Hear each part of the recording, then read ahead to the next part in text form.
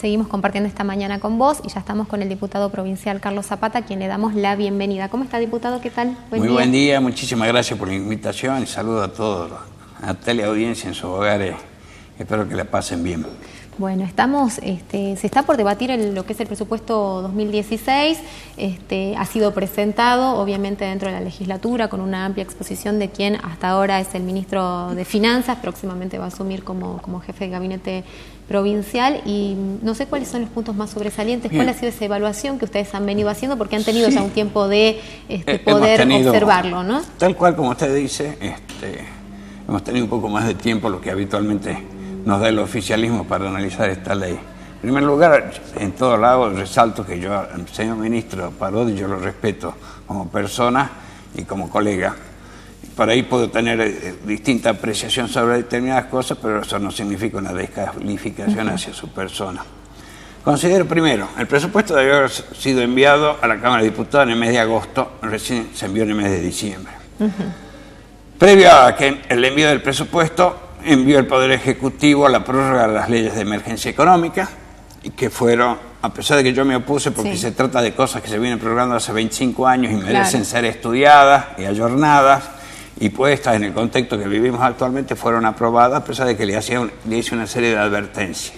Por ejemplo, en el artículo primero de la ley que se sancionó en el gobierno de Hernán Cornejo, se dice que se suspende todo tipo de subsidios, excepto los que tengan que ver con la atención de la escolaridad y de los menores. Y en el proyecto de ley de presupuesto que nos envía la semana siguiente, el señor ministro incluye los subsidios al transporte con una cifra muy importante. ¿Qué quiere decir esto? Que no se tuvo en cuenta la prórroga que nos hicieron sancionar, a mí no, pero que sancionó la mayoría sobre la emergencia económica. Si están suspendidos, la Constitución dice que la ley de presupuesto no puede modificar otras leyes. Entonces, ¿cómo vamos a compatibilizar la suspensión aprobada con un presupuesto que prevé subsidio? Entonces ya hay una incongruencia. Por otro lado, en la prórroga de la emergencia se aprobó de que no puede haber más agentes en la administración pública que lo existente en el año 90. Y ahora son más o menos 3 veces y en el presupuesto habla de los 60.000 empleados. Eso, digamos, en líneas generales, son motivos que para mi forma de ver la cosa ameritan de que primero se trate una modificación, una corrección de la ley de emergencia económica y después el presupuesto, porque si no sería nulo de nulidad absoluta dada la prohibición constitucional de modificar otra ley a través del presupuesto. Totalmente. Por otro lado, en cuanto a la composición y la evaluación general del presupuesto, se puede ver que impuestos como el inmobiliario rural aumentan un 40%. Los parámetros macroeconómicos que se toman en cuenta para hacer la evaluación, que uno dice, bueno, vamos a evaluar cómo se puede comportar la economía y parte de 3 indicadores básicos. ¿Cuánto va a ser la inflación? ¿Cuál será el tipo de cambio promedio? ¿Y cuál puede ser la evolución de la actividad económica o lo que se llama como crecimiento? Ha seguido los lineamientos que le pone el presupuesto de la Nación, que habla de una inflación del 14,5%, un tipo de cambio promedio de 10,60%, y un crecimiento de 3%, pero luego fue ajustada la pauta nacional a un 2,3%. Yo no entiendo cómo el señor ministro con estos guarismos puede considerar que pueden variar las cifras provinciales alrededor del 40%. La recaudación, ¿de qué depende? De estos impuestos, como el impuesto inmobiliario, que depende del valor del inmueble. Entonces, con esto se ve que piensa ajustar un 40% a la evaluación fiscal de los inmuebles rurales para que tributen. Pero impuesto a la actividad económica, la venta que tuve hoy, le multiplico por el índice de inflación y le sumo el crecimiento y tendría que ser la venta razonable que uno espera y que sería la base imponible de actividad económica. Y así no llegamos al 20% y espero un 40%. Entonces, por algún lado hay un error grave metodológico o una proyección demasiado optimista, o hay una mentira en los indicadores bases, ¿no es cierto? Entonces, si hablamos, yo considero que es mentira la inflación. Yo creo que el señor ministro, con total sinceridad, está previendo una inflación con el arrastre que nos va a dejar la presidenta y que nos está dejando ahora, con lo que está pasando las últimas semanas con los precios, puede llegar a alcanzar un 30% el primer año de gestión de Macri, salvo de que se logre un brusco aumento de la producción que atempere las expectativas y pueda morigerarse los precios. Por otro lado, en la parte de los gastos, únicamente el 11% está destinado a obra pública. Es un índice muy bajo, creo que es el más bajo de la gestión de ¿Qué pasa con Urtubey. esta cuestión fundamental de la obra? Porque muchas veces, mediáticamente, por lo menos se habló de que en cada presupuesto se vuelve a agregar una obra o que ya que hace 5 años está la misma. O que nunca se ejecutó y bueno, y vuelve a ser parte de ese presupuesto. Secularmente hay obras, ¿no es cierto?, que se pueden ser utilizadas como una bandera, un emblema político, o puede ser el emblema político de algún dirigente de algún departamento de que se incluya en el presupuesto. Lamentablemente no es como era antes, donde no se podía modificar el presupuesto por parte del Poder Ejecutivo, sino debía ejecutarse. La posibilidad de que el Poder Ejecutivo pueda alterar el destino de los fondos, o sea, modificando, suprimiendo, aumentando partida, incorporando recursos, transfiriendo de una partida a otra, le quita poca credibilidad a las cifras que constituyen el presupuesto, porque lo puede modificar a su antojo el Poder Ejecutivo. De hecho, la proyección de las transferencias de partida que existían al 31 de agosto, si uno lo proyecta a nivel anual, casi un 20%. 1 de cada 5 pesos asignados en el presupuesto ha sido objeto de una reubicación o una reasignación de destino por parte del Ejecutivo.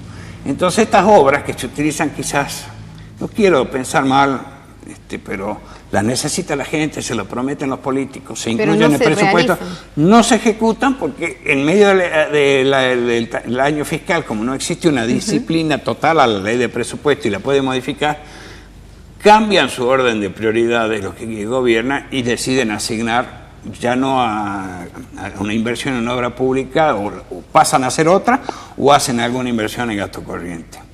Y así sucede con una infinidad de obras, y normalmente la ejecución de la obra pública no supera el 50% en los últimos años en el presupuesto provincial. Pero también el presupuesto es criticable hoy, ¿no es cierto? No era en el momento que lo presentó hoy, porque tenemos la posibilidad de acceder a alrededor de 3.000 millones de pesos más de ingresos, que sería, si nosotros logramos obtener idéntico tratamiento el que se le da a través del fallo de la Corte a las pretensiones de Córdoba, Santa Fe y San Luis, que está referido al descuento del 15% del IVA, sí, que estaba destinado a financiar el sistema de seguridad social. Ese dinero le corresponde a las provincias porque es un impuesto coparticipable y no debió haber sido sujeto de retención por el Ejecutivo a través de un decreto, porque la ley de coparticipación, una ley, no puede ser modificada por decreto. Podemos tener derecho a eso, significaría 3.000 millones, un monto igual al que está previsto para toda la obra pública prácticamente. Y por otro lado, recientemente la presidenta, minándole el camino a su sucesor o generándole conflictos o acotándole el margen de maniobra, ha decidido prorrogar o refinanciar la deuda que tenían las provincias con la Nación, otorgándole un año más de gracia y 160 cuotas. Eso significa que los 1.600 que tiene previsto el presupuesto para servicio de la deuda, una parte es para la deuda de moneda extranjera que está garantizada con las regalías, una buena parte de eso va a ser refinanciada y no va a ser derogada en ese concepto, y va a tener entonces, si sumamos los dos conceptos, prácticamente 4.000 millones de pesos más el gobierno, que lo podrá destinar de acuerdo al texto de la ley a lo que se le antoje. Yo personalmente voy a proponer en el recinto de que se modifique y que diga que cualquier nueva incorporación de recursos sea destinada exclusivamente a obra pública. Sí.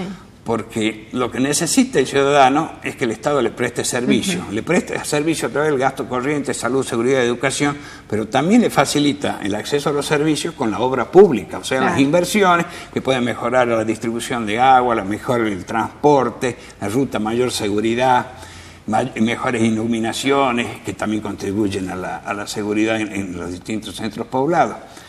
Y después uno, si empieza a analizar los distintos gastos, uno puede ver que hay una muy poca valoración de qué es lo que es la función de control en el Estado.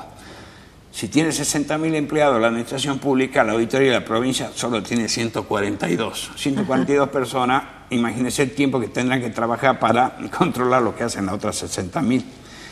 Es decir, no hay una prioridad acorde con la importancia que tiene la función del Estado. La función de control forma parte del proceso administrativo y es muy importante para traerle credibilidad y fortalecer el sistema institucional. No sé si es otra cosa que es criticable dentro del presupuesto y, como le dije, la contradicción con la ley de emergencia económica puede hacerla nula, ¿no? Claro. Bueno, y recién se va a discutir ahora. Sí, el 9 la sesión está citada a las 11 y ahí estaremos. Tampoco está incorporado el efecto de una ley que se tuvo media sanción a la Cámara de Diputados, que es la ley de promoción ganadera, que yo rechacé esa ley por dos razones. Primero, basa toda la promoción en aumento de la tasa de introducción de carne, lo que puede ser considerado inconstitucional porque, de acuerdo a nuestro orden jurídico, no puede haber aduanas interiores. O sea, de una provincia al ingreso a Salta le cobra habría un una dinero. tasa. Sí. La tasa tiene que tener una razonable correlación entre el valor que se cobra y el costo de prestar el servicio. Entonces, acá de 3 centavos pasaba a cobrarse 2,25 por kilo de carne de la media res, lo que podía llegar a incidir en la última etapa en el 10% en el precio del lomo, por ejemplo, en el bolsillo del consumidor final. Se trata de una tasa que es inflacionaria. A su vez, perjudica lo que queremos beneficiarnos, porque el fin del Estado es el bien común y lo más común que hay es la ciudadanía. Y dentro de la ciudadanía, los más afectados, los más desprotegidos, que son los destinatarios del proceso de distribución que se tiene que dar a través del Estado de los ingresos públicos, es el que tiene menos dinero. Si aumenta mucho el precio de la carne, calcule que las personas que prácticamente todo su ingreso lo destinan a alimentación van a tener que disminuir su consumo de carne. Entonces yo consideraba que la medida promocional podía ser dar alguna liberalidad de tipo impositiva para aquel que venda carne local. Pero no se puede vender, toda la carne que se vende en la provincia no puede ser de producción local porque únicamente abastecemos el 40% del consumo en la provincia. Todo el resto tiene que venir de afuera. También planteé que el hecho de sostener este tipo de tasas puede dar lugar a que, por ejemplo, Córdoba ponga una barrera arancelaria del mismo tipo, por ejemplo, para la banana. Para otro producto salteño. Entonces, no vamos a tener a quien vender la banana, porque vamos a tener reciprocidad. Y otra cosa que me parecía tremendamente mal, en el artículo 2 se prevé la creación de una sociedad, dice, una sociedad anónima con participación estatal o de otro tipo que tenga personería jurídica, que tiene el efecto de que se la saca de la esfera de control de la auditoría y de la posibilidad de informarse que tienen los diputados, porque pasa a ser una persona de derecho privado. Si bien es propiedad del Estado, pero se mueve en el derecho privado y nosotros no podemos acceder. Y el fin de esta sociedad sería la de regularizar o reglar o establecer o manejar un precio sostén en los granos que sirven de alimento para la hacienda. Yo considero totalmente ociosa este tipo de sociedades para referenciar los precios de los granos cuando existe un mercado tremendamente transparente como el de los granos a través de la pizarra Rosario. Porque puede ser que el precio de los granos que da esta sociedad referenciadora sea igual, mayor o menor que el precio de pizarra Rosario. Si el precio que establece esta sociedad es mayor que el precio de pizarra Rosario, el criador ganadero va a preferir comprar a su vecino que comercializa vía Rosario sus granos porque lo va a conseguir más barato. Si es igual, es indiferente tener o no la sociedad. Y si el precio que fija la sociedad es inferior al precio de pizarra Rosario, no va a haber productor de la provincia de Salta que le lleve grano para que comercialice esta sociedad porque sacaría más precio vendiendo en el puerto de Rosario.